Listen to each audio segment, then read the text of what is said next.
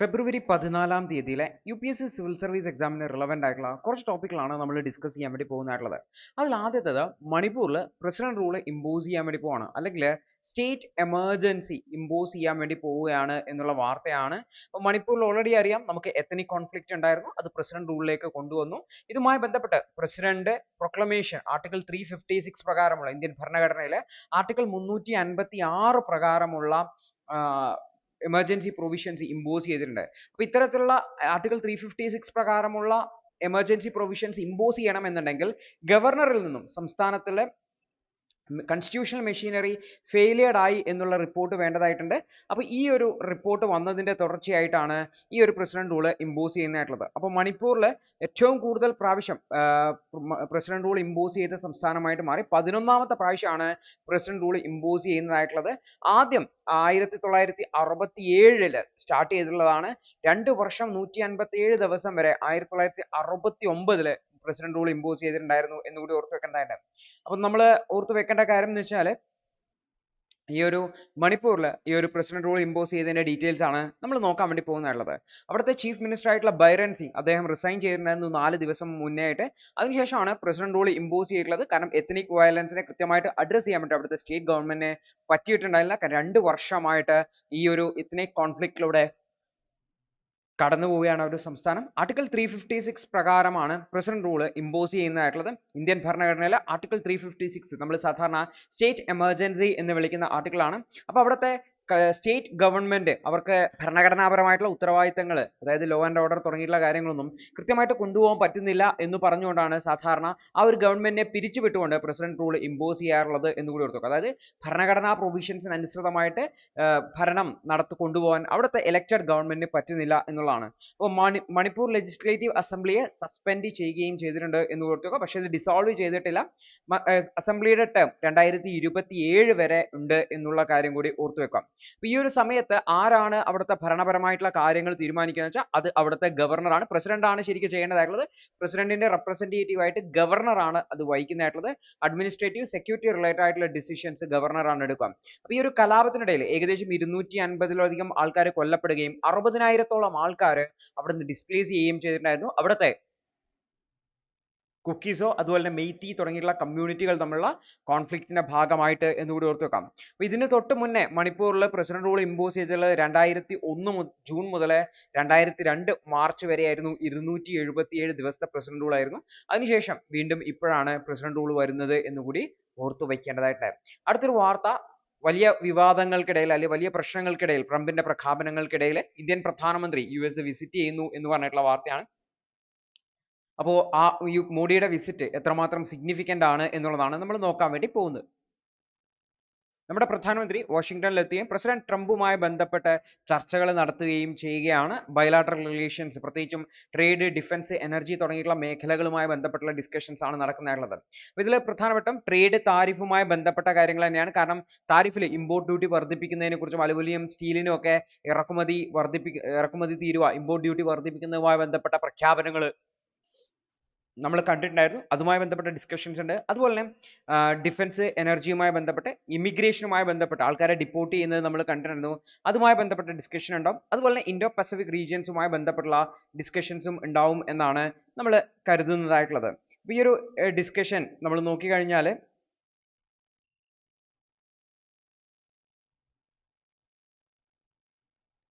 മോഡിയുടെ വിസിറ്റിന് തൊട്ട് മുൻപേതായിട്ട് reciprocal tariff based ആയിട്ടുള്ള താരിഫുകൾ, ഇമ്പോർട്ട് ഡ്യൂട്ടി ഇമ്പോസ് ചെയ്യുന്നത് already president Donald Trump executive order ഇറക്കിയിട്ടുണ്ടായിരുന്നു. അപ്പോൾ ഇന്ത്യ ഓൾറെഡി താരിഫ് റിഡക്ഷൻസ് ചെയ്തിട്ടുണ്ട് ഇന്ത്യൻ ബഡ്ജറ്റിന്റെ ഭാഗമായിട്ട് എന്ന് കൂടി ഓർത്തുക. അതുകൊണ്ട് തന്നെ താരിഫ് റിഡക്ഷൻസിൽ ഇന്ത്യ ഇമ്പോസ് ചെയ്യുന്ന താരിഫ് കുറക്കുന്നത് ഓട്ടോമാറ്റിക്കലി അമേരിക്ക ഇമ്പോസ് ചെയ്യുന്ന താരിഫും കുറയാൻ കാരണമാകും എന്നുള്ളതാണ്.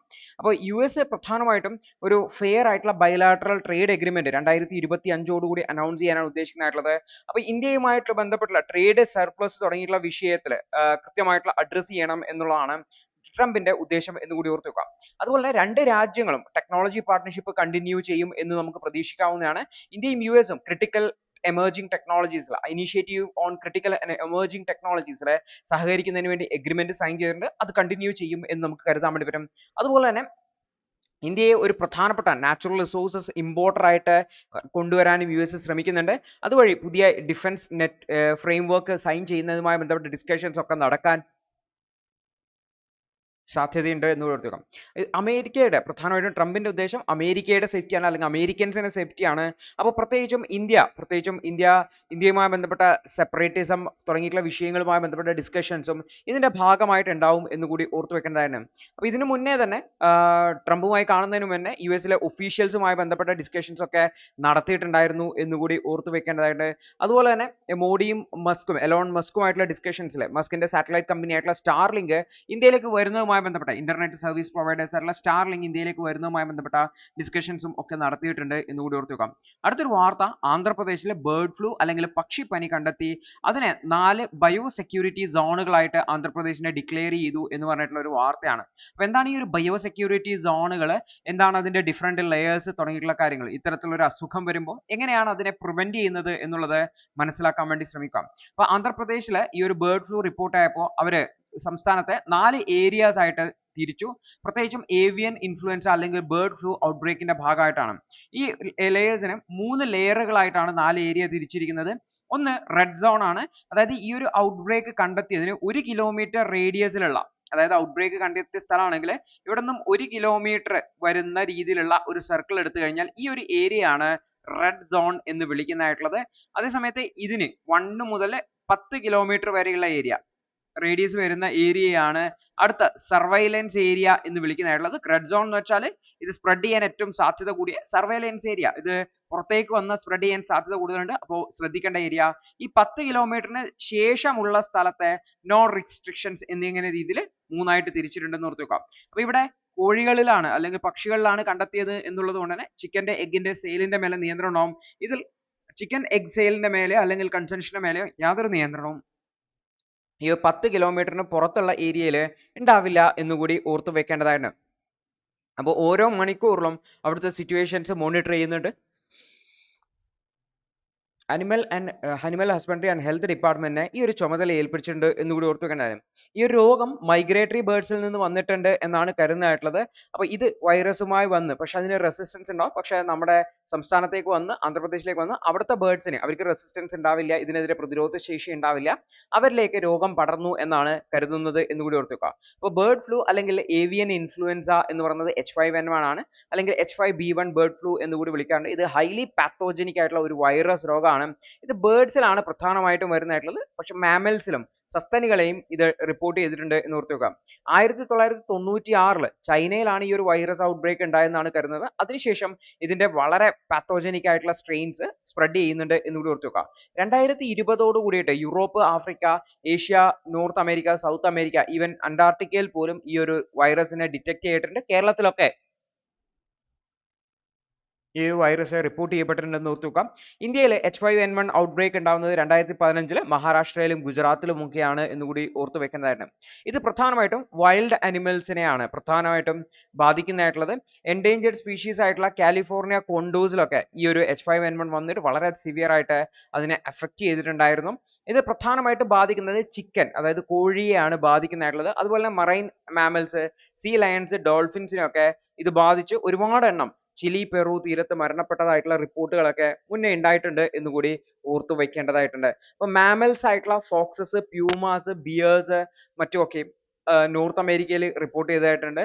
അതുപോലെ തന്നെ സ്പെയിനിലും ഫിൻലാൻഡിലും ഒക്കെ ഫാംഡ് മിങ്കുകളിലും ഒക്കെ ഇത് റിപ്പോർട്ട് ചെയ്തിട്ടുണ്ട് എന്നുകൂടി ഓർത്തു വയ്ക്കേണ്ടതായിട്ടുണ്ട്. അപ്പോൾ ഹ്യൂമൻസിലെ ബേർഡ് ഫ്ലൂ വളരെ റെയർ ആയിട്ട് മാത്രമേ ഉണ്ടാവുള്ളൂ. ഇൻ കേസ് ഉണ്ടെങ്കിൽ തന്നെ അത് ഇൻഫെക്റ്റഡ് ബേർഡ്സ് ത്രൂ ആണ് വരാൻ സാധ്യത എന്ന് ഓർത്ത് വെക്കാം. അപ്പോൾ ഈ ഒരു ക്ലൈമറ്റ് ചേഞ്ചും കാലാവസ്ഥാ വ്യതിയാനവും ഒക്കെ ഇത്തരത്തിലുള്ള വൈറസുകളുടെ സ്പ്രെഡ് വർദ്ധിക്കുന്നതിന് വേണ്ടിയിട്ടും അതിന്റെ ബിഹേവിയർ, വൈറസിന്റെ സ്ട്രെയിനിന് ഒരുപാട് മ്യൂട്ടേഷൻ സംഭവിക്കുന്നതിന് വേണ്ടിയിട്ടും അതിന്റെ ബിഹേവിയർ ചേഞ്ച് ചെയ്യുന്നതിനും ഒക്കെ കാരണമായിട്ടുണ്ട് എന്നുകൂടി ഓർത്ത് വെക്കാം. ഈ ഒരു വിഷയം വേൾഡ് ഹെൽത്ത് ഓർഗനൈസേഷന്റെ മുന്നിൽ വരുമ്പോൾ ഇത് ഹ്യൂമൻസിനെ അത്ര വേഗത്തിൽ ബാധിക്കില്ല, പക്ഷേ പൗൾട്രി എക്സ്പോഷർ ഉണ്ടെങ്കിൽ, അതായത് ഈ പക്ഷി വളർത്തൽ കേന്ദ്രത്തിലൊക്കെ ജോലി ചെയ്യുന്ന ആൾക്കാരിലേക്ക് സ്പ്രെഡ് ചെയ്യാൻ സാധ്യതയുണ്ട് എന്ന് ഓർത്തു വെക്കാം.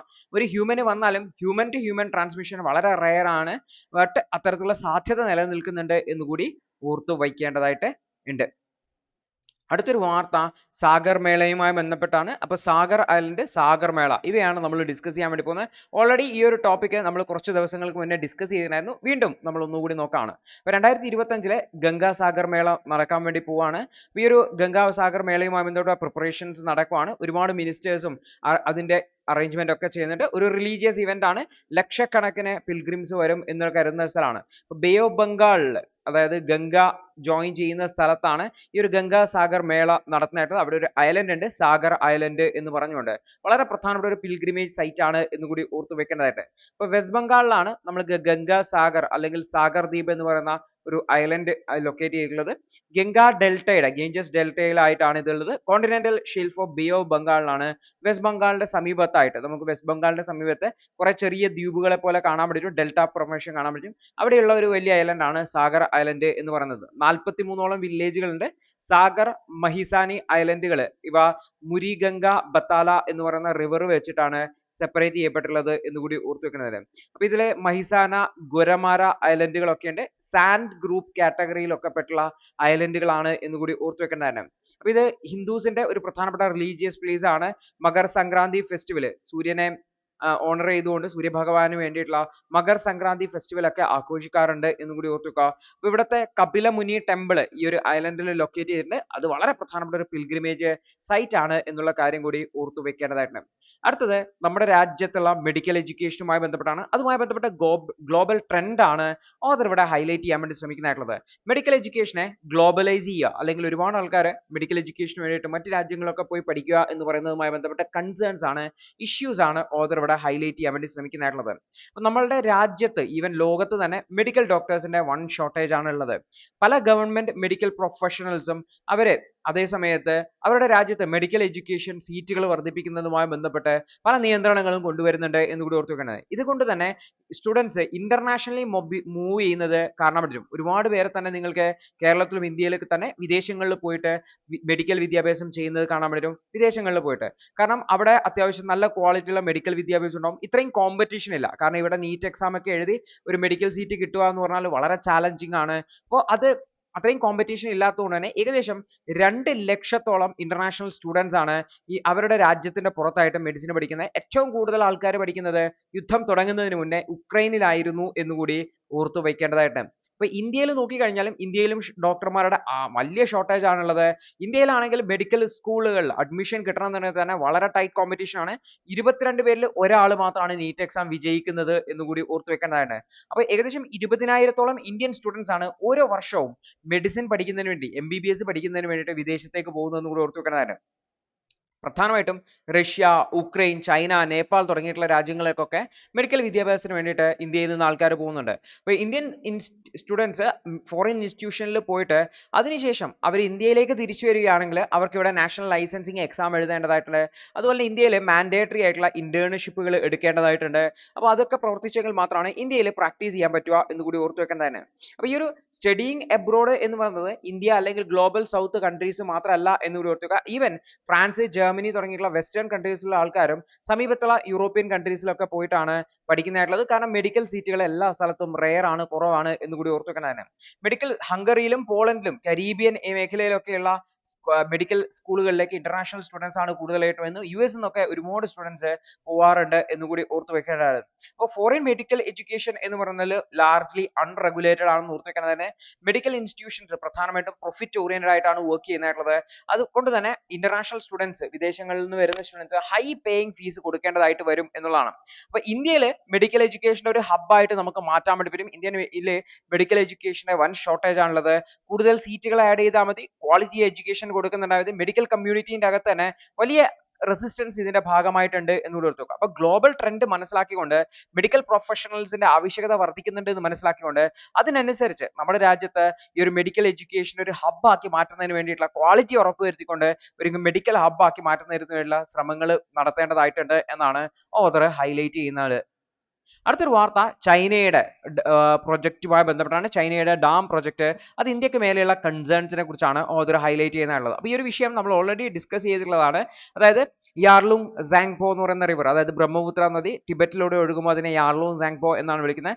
അതിലൊരു മാസീവ് ആയിട്ടുള്ള ഹൈഡ്രോ ഇലക്ട്രിക് ഡാം പണിയുന്നതിന് വേണ്ടി ടിബറ്റിൽ പണിയാൻ ചൈന പ്ലാൻ ചെയ്തിട്ടുണ്ട്. അപ്പോൾ നമ്മൾ നോക്കി കഴിഞ്ഞാൽ യാർലുങ് സാങ്പോ റിവർ ടിബറ്റിലൂടെ വന്നിട്ട് ഒരു ഷാർപ്പ് ടേൺ എടുത്തതിന് ശേഷമാണ് നമ്മൾ ഇന്ത്യയിലേക്ക് അരുണാചൽ പ്രദേശിലേക്ക് കടക്കുന്നുള്ളത്. ആ ഷാർപ്പ് ടേൺ വരുന്നതിനെയാണ് ഗ്രേറ്റ് യു ബെൻഡ് എന്ന് വരുന്നതായിട്ടുള്ളത്.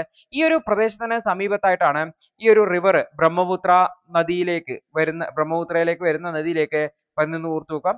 അപ്പൊ ഈ ഒരു യാർലിംഗ് സാങ്പോ അരുണാചൽ പ്രദേശിൽ സിയാങ് എന്നാണ് അറിയപ്പെടുന്നത്, ബംഗ്ലാദേശിൽ ജമുന എന്നറിയപ്പെടുന്നത്, ആസാമിലൂടെ കടന്നു പോകുമ്പോൾ അതിനെ ബ്രഹ്മപുത്ര എന്നാണ് നമ്മൾ വിളിക്കുന്നത് എന്നുകൂടി ഓർത്ത് വെക്കുന്നതാണ്. അപ്പൊ ചൈനയുടെ എനർജി ഗോൾസ്, കോളിന്റെ ഡിപ്പെൻഡൻസ് കുറക്കുക, ഈ ഒരു ഹൈഡ്രോ ഇലക്ട്രിക് എനർജിയിൽ കൂടുതൽ ഡിപ്പെൻഡ് ചെയ്യുക എന്നുള്ളതിന്റെ ഭാഗമായിട്ടാണ് ഈ റിന്യൂവബിൾ എനർജി എന്ന ഐഡിയയിലാണ് ചൈന ഈ ഒരു പദ്ധതിയുമായിട്ട് മുന്നോട്ട് പോകുന്നത് ഓർത്ത് വെക്കുന്നത്. അപ്പൊ ഇന്ത്യയും ബംഗ്ലാദേശിനെയും സംബന്ധിച്ച് നോക്കുമ്പോൾ ബ്രഹ്മപുത്ര എന്ന് പറയുന്നത് വളരെ ക്രിട്ടിക്കൽ ആയിട്ടുള്ള ഒരു വാട്ടർ സോഴ്സ് ആണ്. അതുകൊണ്ട് തന്നെ ഇവിടെ ചൈന ഡാം പണിത് ഇന്ത്യയിലേക്കുള്ള വെള്ളത്തിന്റെ സപ്ലൈയെ ബ്ലോക്ക് ചെയ്ത് കഴിഞ്ഞാൽ അത് ഇന്ത്യയെ സംബന്ധിച്ച് വലിയൊരു കൺസേൺ തന്നെയാണ് എന്നുള്ള കാര്യം ഓർത്തു വയ്ക്കേണ്ടതാണ്.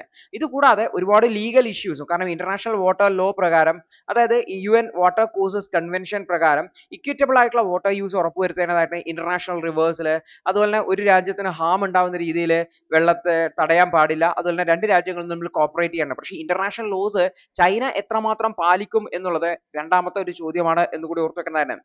ഇന്ത്യയും ചൈനയും തന്നെ ഈ ഒരു UN water courses convention sign ചെയ്തിട്ടില്ല എന്നുള്ളതും, രണ്ട് രാജ്യങ്ങളിലും സ്ട്രോങ് ആയിട്ടുള്ള ഡൊമസ്റ്റിക് ലോസ്, പ്രത്യേകിച്ചും ട്രാൻസ്ബൗണ്ടറി റിവേഴ്സിനെ ഹാൻഡിൽ ചെയ്യുന്നതുമായി ബന്ധപ്പെട്ട്, മാനേജ് ചെയ്യുന്നതുമായി ബന്ധപ്പെട്ട് കൃത്യമായിട്ടുള്ള ലോസോ നിയമങ്ങളോ ഒന്നും ഇല്ലാത്തതും കൺസേൺ ഉണ്ടാക്കുന്നുണ്ട്, പ്രത്യേകിച്ചും ഡൗൺ സ്ട്രീം കൺട്രീസ് ആയിട്ടുള്ള ഇന്ത്യക്കും ബംഗ്ലാദേശിനും എന്നുകൂടി ഓർത്തുക. ഇന്ത്യ ഒരു ലോവർ റൈപ്പേറിയൻ സ്റ്റേറ്റ് ആണ്, ടിബറ്റിൽ നിന്ന് ഒറിജിനേറ്റ് ചെയ്യുന്ന നദികളെയാണ് ഡിപ്പെൻഡ് ചെയ്യുന്നതായിട്ടുള്ളത്. പ്രധാനമായിട്ടും ഇന്ത്യയുടെ മൊത്തം വാട്ടർ സപ്ലൈയുടെ 1/3 എന്ന് പറയുന്നത് ഇവിടെ ടിബറ്റിൽ നിന്നൊക്കെ വരുന്നത്. അപ്പൊ ചൈന ഈ ഒരു വെള്ളത്തെ മൊത്തം കൺട്രോൾ ചെയ്യാൻ വേണ്ടി ശ്രമിക്കുകയാണെങ്കിൽ അത് ചൈനയെ ഒരു ജിയോ പൊളിറ്റിക്കൽ ടൂൾ ആയിട്ട് നാളെ ഇതിനെ ഉപയോഗിക്കാൻ സാധ്യതയുണ്ട് എന്ന് കൂടി ഓർത്തു വെക്കണം. മറ്റൊരു വിഷയം എന്ന് പറഞ്ഞാൽ എൻവയോൺമെന്റൽ ആയിട്ടുള്ള ഇഷ്യൂസും സീസ്മിക് ആയിട്ടുള്ള ഇഷ്യൂസ് ആണ്. ഈ ഒരു പ്രദേശം, ഹിമാലയൻ പ്രദേശം എന്ന് പറഞ്ഞാൽ സീസ്മിക്കലി ആക്റ്റീവ് ആയിട്ടുള്ള ഒരു മേഖലയാണ്. ഫ്രീക്വന്റ് ആയിട്ടുള്ള എർത്ത് ക്വാക്കുകൾ ഉണ്ടാകുമ്പോൾ ഡാമുകൾ തകരാനുള്ള സാധ്യതയുണ്ട്. അത് വലിയ ദുരന്തങ്ങൾക്ക് കാരണമാകും എന്നുള്ളതാണ്. അതേപോലെ തന്നെ വലിയ ഡാം പണിതിട്ട് ഈ ഒരു വാട്ടറിന്റെ ഫ്ലോനെ റെസ്ട്രിക്ട് ചെയ്യാൻ വേണ്ടി ശ്രമിക്കുകയാണെങ്കിൽ അത് അവിടെ വെള്ളപ്പൊക്കത്തിന് കാരണമാവും, ബയോഡൈവേഴ്സിറ്റി ലോസ് ഉണ്ടാവും, അതുപോലെ തന്നെ റിവർ ബാങ്ക് ഇറോഷനും ഒക്കെ കാരണമാകും എന്നുകൂടി ഓർത്തു വെക്കേണ്ടതായിട്ട്. അപ്പൊ ബംഗ്ലാദേശും ഓട്ടോമാറ്റിക്കലി ഈ ഒരു ബ്രഹ്മപുത്രയുടെ മേലെ എഫക്റ്റഡ് ആവും. അപ്പൊ ഇത് സീരിയസ് ആയിട്ടുള്ള ഒരു കൺസേൺ ആയിട്ട് മാറുന്നുണ്ട്. പക്ഷെ അവർ ഇതുവരെ ഇതിനെതിരെ ശബ്ദം ഉയർത്തിയിട്ടില്ല എന്നുകൂടി ഓർത്തു വെക്കേണ്ടതായിട്ട്. അവിടെ ഉണ്ടാകുന്ന പൊളിറ്റിക്കൽ ഷിഫ്റ്റുകളും അതുപോലെ തന്നെ ചൈനയുമായിട്ടുള്ള ഭയങ്കര ഡിപ്പെൻഡൻസും ഒക്കെ ആയിരിക്കാം ഇതിന് കാരണം എന്നാണ് കരുതുന്നതായിട്ടുള്ളത്. ഈ ഒരു വിഷയത്തെ സോൾവ് ചെയ്യാൻ വേണ്ടിയിട്ട് ഇന്ത്യയും ബംഗ്ലാദേശും മാത്രം വിചാരിച്ച പോലെ മറ്റ് സൗത്ത് ഏഷ്യൻ കൺട്രീസ് ആയിട്ടുള്ള നേപ്പാളും ഭൂട്ടാനും പാകിസ്ഥാനും ഒക്കെ ഇതിന്റെ ഭാഗമായിട്ട് വരേണ്ടതായിട്ടുണ്ട്. ഇതിനു വേണ്ടിയിട്ട് ഒരു ആക്റ്റീവ് ആയിട്ടുള്ള റീജിയണൽ ഫ്രെയിംവർക്ക് ഉണ്ടാക്കിക്കൊണ്ട് ഷെയർഡ് വാട്ടർ സോഴ്സിനെ, പ്രത്യേകിച്ചും ചൈനയുമായി ബന്ധപ്പെട്ട ഷെയർഡ് വാട്ടർ സോഴ്സിനെ മാനേജ് ചെയ്യാനുള്ള എഫേർട്ടുകൾ എടുക്കേണ്ടതായിട്ടുണ്ട്. അപ്പോൾ ഇന്ത്യയും ചൈനയും പൊളിറ്റിക്കൽ ഡൈനാമിക്സ്, പ്രത്യേകിച്ച് വാട്ടർ റിലേറ്റഡ് ആയിട്ടുള്ള ഡിസിഷൻസിന് വളരെ ഡിപ്പെൻഡഡ് ആണ്. അപ്പോൾ റീസെന്റ് ആയിട്ടുള്ള ഡിപ്ലോമാറ്റിക് ടോക്കുകൾ, പ്രത്യേകിച്ചും ഇൻഫർമേഷൻ ഷെയറിങ്ങും മറ്റുമൊക്കെ സൈൻ ചെയ്തിട്ടുണ്ടായിരുന്നു. അതിന്റെ ഭാഗമായിട്ട് ഈ ഒരു വിഷയവുമൊക്കെ ചർച്ച ചെയ്യപ്പെടും എന്ന് നമുക്ക് കരുതാവുന്നതാണ് എന്നുള്ളതാണ്. അടുത്തത് സുപ്രീം കോടതിയിലേക്കും മറ്റുമൊക്കെ അഡ്ഹോക് ജഡ്ജസിനെ എടുക്കുന്നത് കോടതികളിലെ ബാക്ക്ലോഗിനെ അഡ്രസ് ചെയ്യാൻ വേണ്ടിയിട്ട് ഒരു നല്ല സൊല്യൂഷൻ ആണോ എന്നുള്ളതാണ് ഇവിടെ പറയുന്നതായിട്ടുള്ളത്. അപ്പോൾ ആക്ച്വലി നമ്മൾ നോക്കിക്കഴിഞ്ഞാൽ സുപ്രീം കോടതി ജാനുവരി 30 ഹൈക്കോടതികളോട് അവർക്ക് റിട്ടയർഡ് ജഡ്ജസിനെ അഡ്ഹോക് ജഡ്ജസ് ആയിട്ട് വേണമെങ്കിൽ അപ്പോയിന്റ് ചെയ്തോ എന്ന് ആവശ്യപ്പെട്ടിട്ടുണ്ടായിരുന്നു, ബാക്ക്ലോഗ് കേസുകളെ അഡ്രസ് ചെയ്യാൻ വേണ്ടിയിട്ട്. അപ്പോൾ ഈ ഒരു വിഷയമാണ് ഇവിടെ ഇന്റർവ്യൂ ബേസിസിലായിട്ട് അഡ്രസ് ചെയ്യാൻ വേണ്ടി ശ്രമിക്കുന്നത് എന്നുകൂടി ഓർത്തു വെക്കേണ്ടതാണ്. അപ്പോൾ സുപ്രീം കോടതി ജാനുവരി 2025 ഹൈക്കോടതികളോട് പറഞ്ഞു, നിങ്ങൾ വേണമെങ്കിൽ റിട്ടയർഡ് ജഡ്ജസിനെ വേണമെങ്കിൽ അഡ്ഹോക് ബേസിസിൽ വെച്ചോ, ടെമ്പററി ആയിട്ട് വെച്ചോ, എന്നിട്ട് ബാക്ക്ലോഗ് ആയിട്ടുള്ള ക്രിമിനൽ അപ്പീലുകളെ അറ്റൻഡ് ചെയ്യാൻ വേണ്ടി ശ്രമിച്ചോ എന്നാണ് പറഞ്ഞുള്ളത്. അപ്പോൾ ഏകദേശം ഹൈക്കോടതികളിൽ 62 ലക്ഷത്തോളം കേസുകൾ പെൻഡിംഗ് ഉണ്ട്. ഇതിനെ അഡ്രസ് ചെയ്യുന്നതിന് വേണ്ടിയിട്ടാണ് സുപ്രീം കോടതി ഇങ്ങനെ ഒരു ആവശ്യം ഉന്നയിച്ചിട്ടുള്ളത് ഓർത്തു വെക്കേണ്ടതാണ്. അപ്പോൾ ഇവിടെ അഡ്ഹോക് എന്ന് പറഞ്ഞാൽ ടെമ്പററി ആയിട്ടുള്ള അപ്പോയിന്റ്മെന്റുകളാണെന്ന് ഓർത്തു വെക്കുക. ഇത്തരത്തിൽ ടെമ്പററി ആയിട്ട് അപ്പോയിന്റ്മെന്റ് ചെയ്യണമെന്നുണ്ടെങ്കിൽ പ്രസിഡന്റിന്റെ അപ്രൂവൽ ആവശ്യമായിട്ടുണ്ട്. അതായത് ഗവൺമെന്റ് ഇതുമായിട്ട് സഹകരിക്കേണ്ടതുണ്ട്. കാരണം കൗൺസിൽ ഓഫ് മിനിസ്റ്റേഴ്സിന്റെ എയ്ഡ് ആൻഡ് അഡ്വൈസിന് അനുസരിച്ചാണ് പ്രസിഡന്റ് പ്രവർത്തിക്കുന്നതായിട്ടുള്ളത്. അപ്പോൾ പ്രധാനമന്ത്രിയും മന്ത്രിമാരും ഒക്കെ സഹകരിച്ചെങ്കിൽ മാത്രമേ ഇത് നടക്കുകയുള്ളൂ. കൃത്യമായിട്ടുള്ള ജുഡീഷ്യൽ അപ്പോയിന്റ്മെന്റുകൾ തന്നെ കൊളീജിയം റെക്കമെൻഡേഷൻ കഴിഞ്ഞാലും കുറെ മാസങ്ങളൊക്കെ കഴിഞ്ഞിട്ടാണ് അപ്പോയിന്റ്മെന്റ് വരുന്നത്. വലിയ ഡിലേ ഉണ്ട്. അപ്പൊ ഇതും ജുഡീഷ്യൽ എഫക്റ്റീവ്നെസ്സിനെ ബാധിക്കുന്നുണ്ട്. മറ്റൊന്നാണ് ഈ ഒരു അഡ്ഹോക് അപ്പോയിന്റ്മെന്റ് എന്ന് പറയുന്നത് കുറച്ച് ചാലഞ്ചിങ് ആയിട്ടുള്ള പ്രൊസീജിയർ ആണ്. അതിനെ സിംപ്ലിഫൈ ചെയ്യുകയാണെങ്കിൽ കുറച്ചുകൂടി വേഗത്തിൽ ആൾക്കാരെ അപ്പോയിന്റ് ചെയ്യാൻ വേണ്ടി പറ്റും, അൺനെസറി ആയിട്ടുള്ള ഡിലേസ് ഒഴിവാക്കാൻ വേണ്ടി പറ്റും എന്നുള്ളതാണ്. മറ്റൊന്നാണ് നമ്മൾ വെറുതെ ജഡ്ജസിനെ അപ്പോയിന്റ് ചെയ്തിട്ട് കാര്യമില്ല, ഈ ജഡ്ജസിന് ഇരിക്കാനുള്ള സ്ഥലം, അവർക്ക് കേസ് കേൾക്കാനുള്ള സ്ഥലം, ഇതൊക്കെ വേണ്ടതായിട്ടുണ്ട്. അപ്പോൾ ലിമിറ്റഡ് ആയിട്ടുള്ള ടേംസ് മാത്രമേ അവർക്ക് കൊടുക്കുള്ളൂ, 2 3 വർഷത്തെ ടേംസ് ആണ് കൊടുക്കാറുള്ളത്. അതുപോലെ തന്നെ ഈ ഒരു അഡ്ഹോക് ജഡ്ജസിനെ കൊണ്ടുവരുന്നത് വഴി നിലവിലുള്ള ജഡ്ജിമാരുടെ കരിയർ പ്രോഗ്രഷനോ അല്ലെങ്കിൽ സിറ്റിങ്ങിനെയോ ഒന്നും ബാധിക്കുന്നതില്ല എന്നുകൂടി ഓർത്തു വെക്കേണ്ടതായിട്ട്. കാരണം അവർ ടെമ്പററി ആയിട്ട് കൊണ്ടുവരുന്നതാണ്. പക്ഷെ നിലവിലുള്ള ഇൻഫ്രാസ്ട്രക്ചർ സഫീഷ്യന്റ് ആവില്ല. നിലവിലുള്ള ഇൻഫ്രാസ്ട്രക്ചറിനെ മെച്ചപ്പെടുത്തേണ്ടതായിട്ട് വരും. കാരണം ഈ ഒരു ജഡ്ജസ്മാർക്ക് ആവശ്യമായിട്ടുള്ള സ്റ്റെനോഗ്രാഫേഴ്സ്, ടൈപ്പിസ്റ്റുകൾ, റിസർച്ചേഴ്സ്, അതുപോലെ ഇവർക്ക് ആവശ്യമായിട്ടുള്ള ഇൻഫ്രാസ്ട്രക്ചർ ഫെസിലിറ്റീസ് ഒക്കെ നിർമ്മിക്കേണ്ടതായിട്ട് വരും എന്നുകൂടി ഓർത്തു വെക്കേണ്ടതാണ്. അപ്പൊ ഇത്തരത്തിലുള്ള ജഡ്ജസിനെ നമ്മൾ നോക്കി കഴിഞ്ഞാൽ അപ്പോയിന്റ് ചെയ്യുന്നത് ഒരിക്കലും ജുഡീഷ്യൽ ഇൻഡിപെൻഡൻസിനെ കോംപ്രമൈസ് ചെയ്യില്ല. കാരണം ഇവരെ ടെമ്പററി ആയിട്ട് അപ്പോയിന്റ് ചെയ്യുന്നത് കൊണ്ട് തന്നെ ഇവർ സ്ട്രോങ് ആയിട്ട് നിൽക്കാൻ സാധ്യതയുണ്ട്.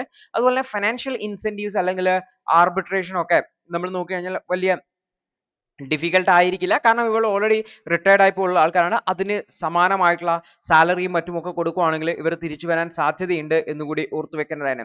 അപ്പോൾ ഗവൺമെന്റ് പ്രത്യേകിച്ചും ഇവരോട് കോപ്പറേറ്റ് ചെയ്ത് ഗവൺമെന്റ് സഹകരിക്കേണ്ടതായിട്ടുണ്ട്. ഈ ഒരു റിസോഴ്സസിനെ കൃത്യമായിട്ട് അലോക്കേറ്റ് ചെയ്യേണ്ടതായിട്ടുണ്ട്. എങ്കിൽ മാത്രമാണ് ഈ ഒരു ഐഡിയ ഇംപ്ലിമെന്റ് ചെയ്യാൻ വേണ്ടി പറ്റുക. ഹൈക്കോടതിയിലേക്ക് മാത്രമല്ല സുപ്രീം കോടതിയിലേക്കും വേണമെങ്കിൽ ഷോർട്ടേജ് ഉണ്ടെങ്കിൽ അപ്പോയിന്റ് ചെയ്യാൻ വേണ്ടി പറ്റും. അപ്പോൾ ഇവിടെ ജുഡീഷ്യറിയുടെ ഭാഗത്തുനിന്നും ഗവൺമെന്റിന്റെ ഭാഗത്തുനിന്നും കൃത്യമായിട്ടുള്ള കമ്മിറ്റ്മെന്റ് ഉണ്ടാവേണ്ടതായിട്ടുണ്ട്. എന്നിൽ ഈ പ്രശ്നത്തെ അഡ്രസ് ചെയ്യാൻ പറ്റും എന്നുകൂടി ഓർത്തു വെക്കേണ്ടതാണ്. അടുത്തൊരു വാർത്ത ഡെമോക്രാറ്റിക് റിപ്പബ്ലിക് ഓഫ് കോങ്കോയിൽ നിന്നുള്ള വാർത്തയാണ്. ഓർത്തു വെക്കുക, ഡെമോക്രാറ്റിക് റിപ്പബ്ലിക് ഓഫ് കോങ്കോ, ഗോമ തുടങ്ങിയിട്ടുള്ള കാര്യങ്ങൾ വളരെ വളരെ ഇമ്പോർട്ടന്റ് ആണ്. ഇത്തരത്തിലുള്ള ഇന്റർനാഷണൽ ഈവന്റുകൾ നടക്കുന്ന പ്ലേസസ് വളരെ വളരെ ഇമ്പോർട്ടന്റ് ആണ്. രാജ്യത്തിന്റെ അതിർത്തി രാജ്യങ്ങൾ, പ്രധാനപ്പെട്ട പ്ലേസസ് ഇൻ ന്യൂസ് ശ്രദ്ധിക്കാൻ വേണ്ടി ശ്രമിക്കുക.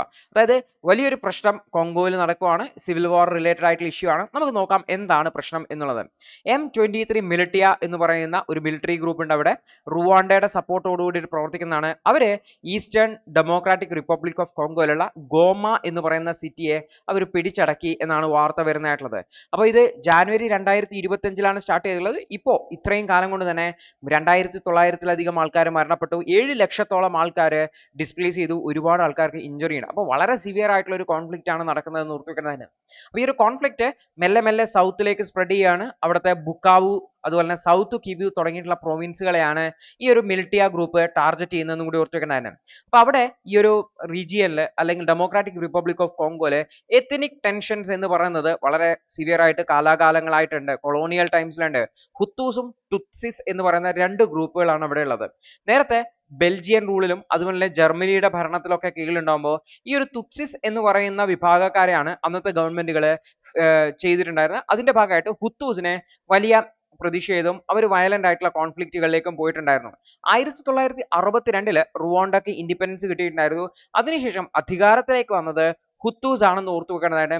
ഇതിന്റെ ഭാഗമായിട്ട് ഹുത്തൂസ് നേരത്തെ ഫേവർ ചെയ്ത് ലഭിച്ചിരുന്ന തുത്സീസിനെ അവരെന്ത് ചെയ്താൽ സപ്രസ് ചെയ്യാൻ വേണ്ടി തുടങ്ങി. ഇതിന്റെ ഭാഗമായിട്ട് ഇവർ അയൽ രാജ്യങ്ങളിലേക്കും മറ്റുമൊക്കെ ഒരുപാട് മൈഗ്രേറ്റ് ചെയ്യുന്ന സാഹചര്യത്തിലേക്ക് ഉണ്ടായി എന്ന് കൂടി ഓർത്തു വെക്കുന്നതാണ്. അതിനുശേഷം നമ്മൾ നോക്കി കഴിഞ്ഞാൽ 1994 റുവാണ്ടയിലെ സിവിൽ വാർ ഉണ്ടായിരുന്നു. അവിടുത്തെ പ്രസിഡന്റിന്റെ അസാസിനേഷനെ തുടർന്ന് അതിനുശേഷം 8 ലക്ഷത്തോളം തുത്സീസ് കൊല്ലപ്പെടുന്ന സാഹചര്യത്തിലേക്ക് ഉണ്ടായിരുന്നു 100 ദിവസത്തിനുള്ളിൽ എന്നുകൂടി ഓർത്തു വെക്കുന്നതാണ്. ഈ ഒരു ജീനോസൈഡിന്റെ തുടർച്ചയായിട്ട് തുത്സി ലെഡ് ആയിട്ടുള്ള ഒരു റുവാണ്ടൻ പാട്രിയോട്ടിക് ഫ്രണ്ട് ഈ ഒരു പ്രദേശത്തേക്ക് വരുന്ന സാഹചര്യത്തിലേക്ക് വന്നു എന്നുകൂടി ഓർത്തു വെക്കേണ്ടതാണ്. ഈ ഒരു ജീനോസൈഡിന്റെ തുടർച്ചയായിട്ട് ഈ ഒരു 2 മില്യൺ ഹുത്തീസ് പ്രത്യേകിച്ചും ഇൻക്ലൂഡിംഗ് പെർപ്പറേറ്റേഴ്സ് ഇവർ ഡെമോക്രാറ്റിക് റിപ്പബ്ലിക് ഓഫ് കോങ്കോയിലേക്ക് കടക്കുകയാണ് ചെയ്തതെന്ന് ഓർത്തു വെക്കുക. അപ്പൊ ഈ ഒരു ഗ്രൂപ്പുകളാണ് FDLR, M23 തുടങ്ങിയിട്ടുള്ള മിലിറ്റന്റ് ഗ്രൂപ്പുകളായിട്ട് മാറിയിട്ടുള്ളത് എന്ന് കൂടി ഓർത്തു വെക്കണം. ഈ ഒരു M23 റിബൽസ് എന്ന് പറഞ്ഞാൽ 2012 ഫോം ചെയ്തിട്ടുള്ളതാണ്. ഇവരുമായിട്ട് പീസ് അഗ്രിമെന്റ് സൈൻ ചെയ്യാൻ വേണ്ടി ശ്രമിച്ചെങ്കിലും അത് ഫെയിൽഡ് ആയിപ്പോയി. ഇതിന്റെ തുടർച്ചയായിട്ടാണ് നോർത്ത് ക്യൂ പ്രദേശം ബേസ്ഡ് ആയിട്ട് അവര് പ്രവർത്തിക്കാൻ വേണ്ടി തുടങ്ങിയിട്ടുള്ളത്. ഇവര് പ്രധാനമായിട്ടും തുത്സീസ് എന്ന് പറയുന്ന കമ്മ്യൂണിറ്റിനെ സപ്പോർട്ട് ചെയ്യുന്നതിന് വേണ്ടി പ്രൊട്ടക്ട് ചെയ്തതിന് വേണ്ടിയിട്ടാണ് എന്നാണ് പറഞ്ഞത്. പിന്നീട് UN പോലും ഇവരുടെ മേലെ വാർ ക്രൈംസ് അക്യൂസ് ചെയ്തിട്ടുണ്ടായിരുന്നു എന്നുകൂടി ഓർത്തു വെക്കുന്നത്. 2022 M23 വീണ്ടും ഉയർന്നു വരികയും ഇവര് ഡെമോക്രാറ്റിക് റിപ്പബ്ലിക് കോങ്കോ ഗവൺമെന്റിന് മുന്നിൽ വലിയ ആവശ്യങ്ങൾ മുന്നോട്ട് വെക്കുകയും ചെയ്തു എന്നുകൂടി ഓർത്തു വെക്കേണ്ടതാണ്. അപ്പോൾ ഈ ഒരു കോൺഫ്ലിക്റ്റ് പ്യുവർലി എത്നിക് ആണോ എന്ന് ചോദിച്ചു കഴിഞ്ഞാൽ ഇത് എത്നിക് ആണോ എന്ന് വെച്ചാൽ പ്രൈമറിലി എത്നിക് എന്ന് തോന്നുന്നു. പ്രധാനമായിട്ടും അവിടുത്തെ മിനറൽ റിച്ച് റീജിയൻസ്, അതായത് കോൾട്ടാൻ എന്ന് പറയുന്ന ഇലക്ട്രോണിക് ഡിവൈസുകൾ ഉണ്ടാക്കാൻ ഉപയോഗിക്കുന്ന വളരെ റിച്ച് ആയിട്ടുള്ള ഒരു മിനറൽ ആണ് കോൾട്ടാൻ എന്ന് പറയുന്നതായിട്ടുള്ളത്. ഈ ഒരു കോൾട്ടാൻ മിനറൽസിന് വേണ്ടിയിട്ടുള്ള ഒരു പ്രശ്നം കൂടിയാണ്. ഇപ്പോൾ ഡെമോക്രാറ്റിക് റിപ്പബ്ലിക് ഓഫ് കോങ്കോ ആണ് ഈ ഒരു കോൾട്ടാന്റെ 40% ഗ്ലോബൽ സപ്ലൈ അവരുടെ ഭാഗത്തു നിന്നാണ്. ഇത് നല്ല വിലയുള്ളതാണ്, നല്ല ഡിമാൻഡ് ഉള്ള സംഭവമാണ്. ഇതിനെ കിട്ടുന്നതിന് വേണ്ടിയിട്ടാണ് ഈ ഒരു പ്രശ്നങ്ങൾ എന്ന് കൂടി ഓർത്ത് വെക്കേണ്ടതാണ്. അപ്പൊ ഈ ഒരു കോൾട്ടാൻ എന്ന് പറഞ്ഞാൽ ഡൾ ബ്ലാക്ക് കളറുടെ ഓറാണ്. ഇതില് കൊളംബൈറ്റ് അതുപോലെ തന്നെ ടെൻഡലൈറ്റ് തുടങ്ങിയിട്ടുള്ള മിനറൽസ് ഉണ്ട് എന്ന് കൂടി ഓർത്ത് വെക്കുക. ഇതിനെ തന്നെയാണ് ബ്ലൂ ഗോൾഡ് എന്നും മഡ് ഓയിൽ എന്നൊക്കെ വിളിക്കുന്നതെന്നും കൂടി ഓർത്ത് വെക്കേണ്ടതാണ്. ഇത് ഒരുപാട് ഇലക്ട്രോണിക് ഇൻഡസ്ട്രീസിൽ, അതായത് ടെക്നോളജി, സെൽഫോണിലും ലാപ്ടോപ്പുകളിലും കാറുകളിലും ഒക്കെ ഇലക്ട്രോണിക് കോമ്പോണന്റുകൾ ഉണ്ടാക്കാൻ വേണ്ടി ഉപയോഗിക്കുന്നതാണ് ഈ ഒരു കോൾട്ടാൻ എന്ന് കൂടി ഓർത്ത് വെക്കേണ്ടതായിട്ട് ഉണ്ട്. അപ്പോൾ ഡെമോക്രാറ്റിക് റിപ്പബ്ലിക് ഓഫ് കോങ്കോ ഓർത്ത് വയ്ക്കാൻ വേണ്ടി ശ്രമിക്കുക. അടുത്തത് മ്യാൻമാറിലേക്കുള്ള ഫ്രീ മൂവ്മെന്റ് റെജീം റിവൈസ് ചെയ്തു. 22ഓളം ഗേറ്റുകൾ ഫ്രീ മൂവ്മെന്റ് അലൗ ചെയ്യുന്നു എന്ന് പറഞ്ഞിട്ടുള്ള വാർത്തയാണ്. അപ്പൊ നമുക്ക് നോക്കാം എന്താണ് ഈ ഒരു ഫ്രീ മൂവ്മെന്റ് റിജീം, അതുമായി ബന്ധപ്പെട്ട പുതിയ അപ്ഡേറ്റ് എന്താണ് എന്നുള്ളത്. 43 ക്രോസിംഗ് പോയിന്റുകളാണ് ഇന്ത്യയിൽ നിന്ന് മ്യാൻമാറിലേക്കുള്ളത്. അപ്പോൾ ഫ്രീ മൂവ്മെന്റ് റിജീം റിവൈസ് ചെയ്തിട്ടുണ്ടായിരുന്നു, പുതുക്കിയിട്ടുണ്ടായിരുന്നു. അതിന്റെ ഭാഗമായിട്ട് 22 ഗേറ്റുകൾ ഓപ്പൺ ചെയ്യും എന്നാണ് പറഞ്ഞിട്ടുള്ളത്. ഇതിൽ 10 ഗേറ്റുകൾ മണിപ്പൂരിലാണ്, 5 എണ്ണം മിസോറാമിലും നാഗാലാൻഡിലുമാണ്. ഇതാണ് 2 എണ്ണം അരുണാചൽ പ്രദേശിലാണ് എന്നുകൂടി ഓർത്ത് വയ്ക്കേണ്ടതായിട്ട് ഉണ്ട്. ഈ ഒരു ഫ്രീ മൂവ്മെന്റ് റെജീം എന്ന് പറഞ്ഞു കഴിഞ്ഞാൽ നമ്മൾ ഇവിടെ നോക്കി കഴിഞ്ഞാൽ ഈ മ്യാൻമാറും അതുപോലെ തന്നെ ഇന്ത്യയുമായിട്ട് ബോർഡർ വരുന്ന സ്ഥലത്ത് നിങ്ങൾ നോക്കി കഴിഞ്ഞാൽ ഇതിന്റെ അടുത്തൊക്കെ ഒരേ കമ്മ്യൂണിറ്റീസ്, അവർക്ക് 2 രാജ്യങ്ങളാണെന്നുള്ള വ്യത്യാസമില്ല, ട്രൈബൽ കമ്മ്യൂണിറ്റീസ് ആണൊക്കെയാണുള്ളത്. അപ്പോൾ അവര് പരസ്പരം കുറച്ച് ബന്ധുക്കൾ അത് ഇന്ത്യയിലായിരിക്കും, കുറച്ച് ബന്ധുക്കൾ മ്യാൻമാറിലായിരിക്കും. അവർക്ക് ഫ്രീ ആയിട്ട് അങ്ങോട്ടും ഇങ്ങോട്ടും ആവശ്യങ്ങൾക്ക് മൂവ് ചെയ്യേണ്ടതായിട്ട് വരും. അപ്പോൾ ഇതിന് വേണ്ടിയിട്ടാണ് ഫ്രീ മൂവ്മെന്റ് റെജീം അലോ ചെയ്തിട്ടുള്ളത്. അതായത് ഈ ബോർഡറിന്റെ 10 കിലോമീറ്ററിന്റെ ചുറ്റളവിൽ ഉള്ള ആൾക്കാർക്ക് അങ്ങോട്ടും ഇങ്ങോട്ടും വിസയോ മറ്റും പാസ്പോർട്ടോ ഒന്നും ഇല്ലാതെ തന്നെ ഫ്രീ ആയിട്ട് മൂവ് ചെയ്യാൻ പറ്റും എന്നുള്ളതാണ് ഫ്രീ മൂവ്മെന്റ് റെജീം കൊണ്ട് ഉദ്ദേശിക്കുന്നതായിട്ടുള്ളത്. അപ്പൊ ഇതിന് കാരണം ഈ 2 പ്രദേശത്തുള്ള ആൾക്കാർ, അതിർത്തിയുടെ അപ്പുറത്തും ഇപ്പുറത്തുള്ള ആൾക്കാർ തമ്മിലുള്ള എത്നിക് ടൈസും അവരുടെ ഫാമിലിയൽ ടൈസും ഒക്കെ വളരെ സ്ട്രോങ് ആണ് എന്ന് കൂടി ഓർത്ത് വെക്കുന്നത് തന്നെ. അപ്പൊ യൂണിയൻ ഹോം മിനിസ്ട്രി പുതിയ ഗൈഡ് ലൈൻ കൊണ്ടുവന്നിട്ടുണ്ടായിരുന്നു. ഈ ഒരു റെസിഡൻസിന് അവിടെയുള്ള 10 കിലോമീറ്റർ ചുറ്റളവിലുള്ള ആൾക്ക് QR കോഡ് എനേബിൾഡ് ആയിട്ടുള്ള പാസുകൾ നൽകുന്നുണ്ട്. ഈ പാസുകൾ ഉപയോഗിച്ചുകൊണ്ട് അവർക്ക് ഈ ഒരു ഗേറ്റുകളിലൂടെ മൂവ് ചെയ്യാൻ പറ്റും എന്നുള്ളതാണ്. 1968 ആദ്യമായിട്ട് ഈ ഒരു ഫ്രീ മൂവ്മെന്റ് റെജീം കൊണ്ടുവന്നിട്ടുള്ളത്. അന്ന് 40 കിലോമീറ്റർ ചുറ്റളവിലുള്ള ആൾക്കാർക്ക് പോകാൻ പറ്റും എന്നാണ്. എന്നാൽ അത് ഇന്ന് കുറച്ച് 10 കിലോമീറ്ററിലേക്ക് എത്തി എന്ന് കൂടി ഓർത്ത് വെക്കേണ്ടത് തന്നെ. അപ്പോൾ ഇവർക്ക് അവരുടെ റിലേറ്റീവ്സിനെയോ അല്ലെങ്കിൽ വിസിറ്റ് ചെയ്യാനോ അല്ലെങ്കിൽ ഫംഗ്ഷൻസിനൊക്കെ പോകാൻ വേണ്ടി പറ്റും എന്ന് കൂടി ഓർത്ത് വെക്കുക. കാര്യമായിട്ടുള്ള ഫോമൽ ഡോക്യുമെന്റേഷൻ ഒന്നും വേണ്ട, കയ്യിൽ ഈ ഒരു പാസ് മാത്രം മതി എന്ന് കൂടി ഓർത്ത് വെക്കുക. അപ്പോൾ മ്യാൻമാറിൽ മിലിറ്ററി കൂപ്പ് ഉണ്ടായിരുന്നു 2021. 40,000-ഓളം റെഫ്യൂജീസ്, പ്രത്യേകിച്ചും ചിൻ എത്നിക് ഗ്രൂപ്പുകൾ ഇന്ത്യയിലേക്ക് എൻട്രി ചെയ്തിട്ടുണ്ടായിരുന്നു ഈ ഒരു മിസോറാം മണിപ്പൂർ ബോർഡർ വഴി. അപ്പോൾ ഈ ഒരു പ്രശ്നത്തിലാണ് അതിന്റെ മേലെ നിയന്ത്രണങ്ങൾ കൊണ്ടുവന്നിട്ടുണ്ടായിരുന്നത്. നിലവിൽ ഹോം മിനിസ്റ്റർ അമിത് ഷാ പറഞ്ഞതെന്ന് വെച്ചാൽ FMR ബീങ് സ്ക്രാപ്പ് ചെയ്യാണെന്ന് പറഞ്ഞിട്ടുള്ളത്. പക്ഷെ അത്തരത്തിലുള്ള ഒഫീഷ്യൽ ഓർഡർ ഒന്നും വന്നിട്ടില്ല എന്ന് കൂടി ഓർത്ത് വെക്കേണ്ടതായിരുന്നു. അപ്പോൾ ആസാം റൈഫിൾ ആണ് ഈ ഒരു പ്രദേശത്ത് അതിർത്തി മോണിറ്റർ ചെയ്യുന്നതെന്ന് കൂടി ഓർത്ത് വെക്കുക. അവരാണ് ഈ ഒരു ഫ്രീ മൂവ്മെന്റ് റെജീമിനെയും കൺട്രോൾ ചെയ്യുന്നത് എന്ന് കൂടി ഓർത്ത് വയ്ക്കേണ്ടതായിട്ടുണ്ട്. അടുത്തൊരു വാർത്ത എന്ന് പറഞ്ഞു കഴിഞ്ഞാൽ പാർലമെന്റിന് മാത്രമാണ് ഹൈക്കോടതി ജഡ്ജിനെ റിമൂവ് ചെയ്യാൻ പറ്റുള്ളൂ എന്നുള്ളതാണ് ജഗ്ദീപ് ധങ്കാർ പറഞ്ഞിട്ടുള്ളത്. രാജ്യസഭാ ചെയർമാനാണ് ജഗ്ദീപ് ധങ്കാർ, അദ്ദേഹം അതായത് വൈസ് പ്രസിഡന്റ് ആണ് അദ്ദേഹം പറഞ്ഞിട്ടുള്ളത് എന്ന് കൂടി ഓർത്ത് വെക്കുന്നത് തന്നെ. അപ്പോൾ നമുക്ക് നോക്കാം എന്താണ് ഈ ഒരു വിഷയം എന്നുള്ളത്. അപ്പോൾ നമ്മൾ നോക്കി കഴിഞ്ഞാൽ അലഹബാദ് ഹൈക്കോടതിയിലെ ഒരു ജഡ്ജ്, അദ്ദേഹം ജസ്റ്റിസ് ശേഖർ യാദവ്, അദ്ദേഹം മുസ്ലിം കമ്മ്യൂണിറ്റിയുമായി ബന്ധപ്പെട്ട തരത്തിലുള്ള ചില കമന്റുകൾ കുറച്ച് ഇഷ്യൂ ആയിരുന്നു. അദ്ദേഹത്തെ റിമൂവ് ചെയ്യണം എന്ന് പറഞ്ഞുകൊണ്ട് പാർലമെന്റിലേക്ക് നടപടികളൊക്കെ സ്റ്റാർട്ട് ചെയ്തിട്ടുണ്ടായിരുന്നു. അപ്പോൾ ജഗ്ദീപ് ധങ്കാർ, രാജ്യസഭാ chairman vice president Jagdeep Dhankhar, അദ്ദേഹം ക്ലാരിഫൈ ചെയ്തു പാർലമെന്റിന് മാത്രമാണ് ഭരണഘടനാ പ്രകാരം ഹൈക്കോടതി ജഡ്ജിനെ റിമൂവ് ചെയ്യാനുള്ള അധികാരമുള്ളത് എന്നാണ് പറഞ്ഞത്. ജസ്റ്റിസ് യാദവിന്റെ റിമൂവൽ പ്രോസസ് എന്ന് പറഞ്ഞു കഴിഞ്ഞാൽ രാജ്യസഭാ ചെയർമാന്റെ അടുത്ത് പെൻഡിംഗ് ആണ്. 55 പേര് സൈൻ ചെയ്തിട്ടുള്ള ഒരു റിക്വസ്റ്റ് ആണ്, ഒരു മോഷനാണ് അദ്ദേഹത്തിന് ലഭിച്ചിട്ടുള്ളത്. അദ്ദേഹം അത് അനുമതി നൽകി കഴിഞ്ഞാൽ വോട്ടെടുപ്പ് ഉണ്ടാവും. വോട്ടെടുപ്പിലൂടെ സ്പെഷ്യൽ മെജോറിറ്റിയിൽ പാസ്സാക്കിയെങ്കിൽ മാത്രമാണ് മുന്നോട്ട് പോവുക എന്നുകൂടി ഓർത്ത് വെക്കുന്നത്.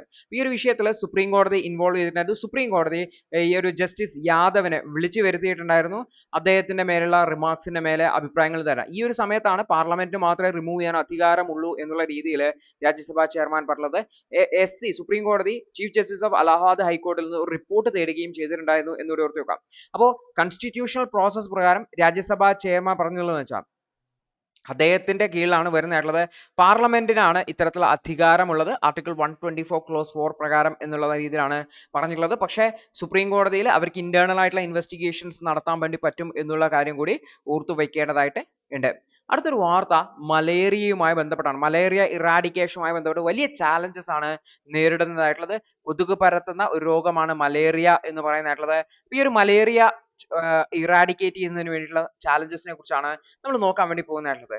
അതായത് ലോകം മുഴുവൻ മലേറിയ ഇറാഡിക്കേറ്റ് ചെയ്യാൻ വേണ്ടി ശ്രമിക്കുന്നുണ്ടെങ്കിലും 240 മില്യൺ കേസുകൾ 24 കോടിയോളം മലേറിയ കേസുകളാണ് ലോകത്ത് റിപ്പോർട്ട് ചെയ്യുന്നത് ഓരോ വർഷവും. ഏകദേശം 6 ലക്ഷത്തോളം ആൾക്കാരാണ് മരണപ്പെടുന്നത് ഓരോ വർഷവും എന്നുകൂടി ഓർത്ത് വെക്കുക. അപ്പോൾ മലേറിയ എന്ന് പറയുന്നത് ഈ ഒരു പ്ലാസ്മോഡിയം വൈവാക്സ് എന്ന് പറയുന്ന ഒരു പാരസൈറ്റ് നിന്നാണ് ഉണ്ടാവുന്നതായിട്ടുള്ളത്. അപ്പോൾ ഈ ഒരു പാരസൈറ്റ് എന്ന് പറഞ്ഞു കഴിഞ്ഞാൽ സാധാരണ ബാക്ടീരിയോ വൈറസിനെയോ പോലെയല്ല, ഇതിന് മൾട്ടിപ്പിൾ ലൈഫ് സ്റ്റേജുകൾ ഉണ്ട്. അതുകൊണ്ട് തന്നെ ഈ ഒരു പാരസൈറ്റ് അത് വ്യത്യസ്ത സ്ഥലങ്ങളിലാണ് വളരുന്നത് എന്നുള്ളത് കൊണ്ട് തന്നെ അതിന് വളരെ വേഗത്തിൽ ഇമ്മ്യൂണിറ്റി ഡെവലപ്പ് ചെയ്തെടുക്കാൻ പറ്റും എന്നുള്ള ഒരു പ്രശ്നമാണ് പ്രധാനപ്പെട്ട ചാലഞ്ചായി മാറുന്നതായിട്ടുള്ളത്. നമ്മളിപ്പം ഒരു വൈറസിനെതിരെ വാക്സിൻ ഉണ്ടാക്കുക എന്ന് പറഞ്ഞു കഴിഞ്ഞാൽ അത് ഭയങ്കര ഈസിയാണ്. കാരണം വൈറസ് കുറച്ചുകൂടി സിംപ്ലർ ആയിട്ടുള്ള ജീവികളാണ് എന്നുള്ളതാണ്. പ്രത്യേകിച്ചും സിംപ്ലർ കമ്പയർഡ് ടു യൂക്കാരിയോട്ടിക് ആണ്. കാരണം പ്ലാസ്മോഡിയത്തിൽ മൾട്ടി സ്റ്റേജിലാണ് അതിന്റെ ഡെവലപ്മെന്റ് നടക്കുന്നതായിട്ടുള്ളത്. അപ്പോൾ പ്ലാസ്മോഡിയം പാരസൈറ്റിനെ ടാർഗറ്റ് ചെയ്യുക ഭയങ്കര ബുദ്ധിമുട്ടാണെന്നാണ് പറയുന്നത്. അതായത് ഈ ഒരു പ്ലാസ്മോഡിയം പാരസൈറ്റിനെ 1880കളിൽ ഐഡന്റിഫൈ ചെയ്തിട്ടുണ്ടായിരുന്നു. റൊണാൾഡ് റോസ് 1897 പ്ലാസ്മോഡിയത്തിന്റെ ലൈഫ് സൈക്കിളിനെ കണ്ടെത്തുകയും മൊസ്കിറ്റോസ് വഴിയാണ് സ്പ്രെഡ് ചെയ്യുന്നത് കണ്ടെത്തുകയും അതാണ് മലേറിയ പരത്തുന്ന വെക്ടർ എന്ന് ഐഡന്റിഫൈ ചെയ്യുകയും ചെയ്തിട്ടുണ്ടായിരുന്നു. ഇതിനുശേഷമാണ് യൂറോപ്യൻ കൊളോണിയൽ പവേഴ്സിനെ ട്രോപ്പിക്കൽ ആഫ്രിക്കയിലേക്കൊക്കെ എക്സ്പാൻഡ് ചെയ്യുന്നതിന് വേണ്ടിയിട്ടൊക്കെ പറ്റിയുള്ളത്. കാരണം അവിടെയൊക്കെ മലേറിയ ഭയങ്കര സിവിയർ ആയിരുന്നു. അതിനെതിരെയുള്ള പ്രതിരോധ മരുന്നുകൾ ഉപയോഗിച്ചിട്ടാണ് എന്ന് ഓർത്തിരിക്കുന്നതാണ്. പക്ഷേ മലേറിയക്കെതിരെയുള്ള വാക്സിൻ ഡെവലപ്മെന്റ് സ്റ്റിൽ ചാലഞ്ചിങ് ആണ് എന്നുള്ളതാണ്. കാരണം മലേറിയ പാരസൈറ്റിന്റെ ലൈഫ് സൈക്കിൾ ഭയങ്കര കോംപ്ലക്സ് ആണ്. ഹ്യൂമൻസിലും മൊസ്കിറ്റോസിലും ഒക്കെ ആയിട്ടാണ് ഇത് വളരുന്നതായിട്ടുള്ളത്. അപ്പൊ ഇതിൽ ഏതെങ്കിലും ഒരു ഫേസിനെ ടാർഗറ്റ് ചെയ്തുകൊണ്ടാണ് നമുക്ക് വാക്സിൻസിനെ ഉണ്ടാക്കാൻ പറ്റുക എന്നുള്ളതാണ്. പക്ഷേ പ്ലാസ്മോഡിയം അതിന്റെ സർഫസ് പ്രോട്ടീൻസിനെ അല്ലെങ്കിൽ ആന്റിജനിക് വാരിയേഷനെ വളരെ വേഗത്തിൽ ചേഞ്ച് ചെയ്യുന്നു എന്നുള്ളതാണ് ഇമ്മ്യൂൺ സിസ്റ്റത്തിന് അതിനെ റെക്കഗ്നൈസ് ചെയ്യാൻ പോലും പറ്റാത്ത സാഹചര്യത്തിലേക്ക് പോകുന്നു എന്നും കൂടി ഓർത്തിരിക്കുന്നത് തന്നെ. അതായത് ഒരിക്കൽ മലേറിയ വന്നു പോയ ആളുടെ ശരീരത്തിൽ നോർമലി അതിന്റെ ആന്റിബോഡീസ് ഡെവലപ്പ് ചെയ്തിട്ടുണ്ടെങ്കിലും വീണ്ടും അയാൾക്ക് മലേറിയ വരും. കാരണം പുതുതായിട്ട് വരുന്ന മലേറിയ പ്ലാസ്മോഡിയം എന്ന് പറഞ്ഞാൽ നേരത്തെ ഉള്ളതിൽ നിന്ന് വ്യത്യസ്തമായിരിക്കും എന്നുള്ളതാണ്. അപ്പൊ ഈ രോഗത്തിൽ റീഇൻഫെക്ഷൻ വളരെ കോമൺ ആണ്. അതായത് നമുക്ക് ലഭിച്ച ഇമ്മ്യൂണിറ്റി എന്ന് പറഞ്ഞാൽ വളരെ വീക്ക് ആണ് എന്ന് കൂടി ഓർത്ത്. കാരണം ഇത് ആ പാരസൈറ്റിന്റെ കോംപ്ലക്സിറ്റിയും അതിന്റെ ജെനറ്റിക് അഡാപ്റ്റബിലിറ്റിയും ആണ് ഇതിന്റെ കാരണമായിട്ട് നമുക്കൊരു യൂണിവേഴ്സൽ ആയിട്ടുള്ള ലോങ് ലാസ്റ്റിംഗ് ആയിട്ടുള്ള വാക്സിൻ ഉണ്ടാക്കാൻ തടസ്സം എന്ന് കൂടി ഓർത്ത് വെക്കട്ടെ. നിലവിൽ വാക്സിൻസ് ഉണ്ട്. RTS വാക്സിൻസ് ഉണ്ട്. വേൾഡ് ഹെൽത്ത് ഓർഗനൈസേഷൻ അപ്രൂവ് ചെയ്തിട്ടുള്ളതാണ്. 60 വർഷത്തോളം റിസർച്ചിന് ശേഷമാണ് ഡെവലപ്പ് ചെയ്തിട്ടുള്ളത്. ഇത് ഈ ഒരു പാരസൈറ്റ് നമ്മുടെ ശരീരത്തിലേക്ക് വന്ന് അത് നമ്മുടെ ലിവറിനെ കരളിനെ ബാധിക്കുന്ന സമയത്താണ് ഈ ഒരു വാക്സിൻ ആക്ട് ചെയ്യുന്നതെന്നും കൂടി ഓർത്തു വെക്കുന്നത്. മലേറിയ കേസുകളെ 36% കുറക്കുന്നതിന് വേണ്ടി കാരണമായിട്ട് പ്രധാനമായിട്ടും ഇത് ലിവർ സെല്ലിനെയാണ് ബാധിക്കുന്നതെന്നും കൂടി ഓർത്തു വെക്കുക നമ്മുടെ ശരീരത്തിലേക്ക് കയറി കഴിഞ്ഞാൽ. അടുത്തത് R21 മാട്രിക്സ് M വാക്സിൻസ് ഉണ്ട്. ഇത് സെക്കൻഡ് ജനറേഷൻ മലേറിയ വാക്സിൻസ് ആണ്. ഇത് കുറച്ചുകൂടി സ്ട്രോങ്ങർ ആണ്. 12 മാസം എഫിക്കസി ഉണ്ട്. 77% എഫിക്കൻസി ഉണ്ട് എന്നുള്ളതാണ്. ഈ ഒരു രണ്ട് വാക്സിൻസും ലിവർ സ്റ്റേജിനെയാണ് ടാർഗറ്റ് ചെയ്യുന്നതായിട്ടുള്ളത്. പക്ഷെ മൾട്ടിപ്പിൾ ഡോസസുകൾ എടുക്കേണ്ടതായിട്ടുണ്ട്. പക്ഷെ ഇതിന്റെ ലോജിസ്റ്റിക്കൽ ആയിട്ടുള്ള ഇതിന്റെ അവൈലബിലിറ്റി ലോകത്ത് എല്ലായിടത്തും ഇല്ല എന്നുള്ളത് ഒരു കൺസേൺ ആണ് എന്നുകൂടി ഓർത്തു വെക്കേണ്ടതായിട്ട്. അടുത്തൊരു വാർത്ത സാഫ്രോൺ റീറ്റെയിൽ എന്ന് പറയുന്ന ഈ ഒരു ജീവിയുമായി ബന്ധപ്പെട്ടാണ്. അപ്പൊ ഇത് വെസ്റ്റേൺ ഘാട്ടിൽ എൻഡമിക് ആയിട്ടുള്ള ഈ ഒരു ജീവിയെ കർണാടകത്തിലെ മധുഗുണ്ടി അതുപോലെ തന്നെ ചിക്കമംഗ്ലൂർ തുടങ്ങിയുള്ള പ്രദേശത്ത് കണ്ടെത്തി എന്ന് പറഞ്ഞിട്ടുള്ള വാർത്തയാണ്. അപ്പൊ എന്താണ് ഈ ഒരു സാഫ്രോൺ റീറ്റെയിൽ എന്നുള്ളത് നമ്മളൊന്ന് ഓർത്തു വെക്കാം. ഡാംസെൽ ഫ്ലൈ എന്നാണ് സാഫ്രോൺ റീറ്റെയിൽ ഡാംസെൽ ഫ്ലൈ എന്നാണ് പേര്. അപ്പോൾ സാഫ്രോൺ റീറ്റെയിൽ ഡാംസെൽ ഫ്ലൈ എന്ന് പറയുന്നത് കർണാടകത്തിൽ ആദ്യമായിട്ട് കണ്ടെത്തുകയാണ് ചെയ്തിട്ടുള്ളത്. അപ്പൊ ഇത് വെസ്റ്റേൺ ഘാട്ടിലെ നോർത്തേൺ പാർട്ടുകളിലേക്ക് ഉണ്ട് എന്നുള്ളതാണ് കാണുന്നത്. പ്രത്യേകിച്ചും നേത്രാവതി റിവറിൽ ഒക്കെ അതിന്റെ സമീപ പ്രദേശങ്ങളിലൊക്കെ ഈ ഒരു ജീവിയെ കണ്ടെത്തുന്നത് ആദ്യമാണ് എന്നുകൂടി ഓർത്തു വെക്കേണ്ടത്. തമിഴ്നാടുവിലും കേരളത്തിലും മാത്രമാണ് നേരത്തെ ഈ ഒരു സാഫ്രോൺ റീറ്റെയിൽ ഡാംസെൽ ഫ്ലൈയെ കണ്ടെത്തിയിട്ടുള്ളത് എന്നുകൂടി ഓർത്തു വെക്കേണ്ടതാണ്. അപ്പൊ ഇത് സാഫ്രോൺ റീറ്റെയിൽ എന്ന് പറയുന്നത് ഇതിന്റെ കളർ ബോഡി കളർ ഒരു സാഫ്രോൺ കളർ ഒരു കുങ്കുമ നിറത്തിലുള്ളത് കൊണ്ടാണ് സാഫ്രോൺ റീറ്റെയിൽ എന്ന രീതിയിൽ വിളിക്കുന്നതായിട്ടുള്ളത്. ഇത് ആക്ച്വലി പ്ലാസ്റ്റിസ്കേഡേ എന്ന് പറയുന്ന ഒരു ഷാഡോ ഡാംസ്ഫ്ലൈസ് എന്ന് പറയുന്ന കാറ്റഗറിയിൽ പെടുന്ന ജീവിയാണ് എന്ന് കൂടി ഓർത്തുവെക്കുന്നതാണ്. അപ്പൊ ഇത് സ്ലോ മൂവിങ് ആയിട്ടുള്ള ഫോറസ്റ്റ് സ്ട്രീംസിന്റെ വെള്ളം ഒഴുകുന്ന വളരെ പതുക്കെ ഒഴുകുന്ന വെള്ളക്കെട്ടിൽ അടുത്തൊക്കെയാണ് കാണുന്നതായിട്ടുള്ളത്. ഇത് വാട്ടർ പൊല്യൂഷന് വളരെ സെൻസിറ്റീവ് ആണ്. അതുകൊണ്ട് തന്നെ ശുദ്ധമായിട്ടുള്ള വെള്ളമാണോ ഇല്ലയോ എന്ന് ഐഡന്റിഫൈ ചെയ്യാൻ വേണ്ടിയിട്ട് ഈ ഒരു ജീവികൾ, ഈ ഒരു സാഫ്രോൺ റീറ്റെയിൽ അവിടെ ഉണ്ടോ എന്ന് നോക്കിയാൽ മതി. ഒരു ഇൻഡിക്കേറ്റർ ആയിട്ട് വർക്ക് ചെയ്യുന്നതാണെന്ന് ഓർത്തുക. ഇത് വെസ്റ്റേൺ ഘാട്ടിൽ എൻഡമിക് ആണ്, അതായത് ആ ഒരു പ്രദേശത്ത് മാത്രം കാണപ്പെടുന്ന ജീവിയാണ് എൻഡമിക് എന്ന് പറയുന്നത് എന്നുകൂടി ഓർത്ത് വയ്ക്കേണ്ടതായിട്ടുണ്ട്. അപ്പൊ ഇത്രയും ടോപ്പിക്കുകളാണ് ഇന്നേ ദിവസം ഉള്ളത്. കൃത്യമായിട്ട് മനസ്സിലാക്കാൻ വേണ്ടി ശ്രമിക്കുക, കൃത്യമായിട്ട് റിവിഷൻ ചെയ്യുക. All the best.